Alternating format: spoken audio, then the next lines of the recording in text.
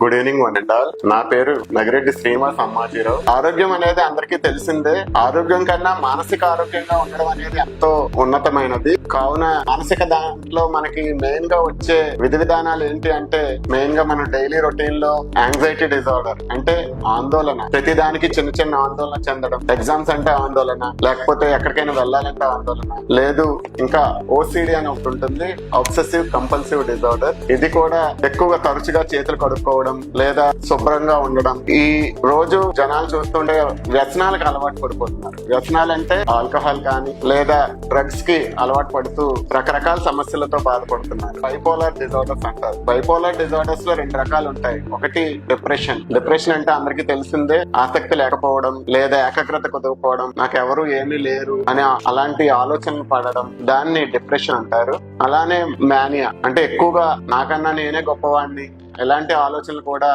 రావడం అనేది ఉంటుంది.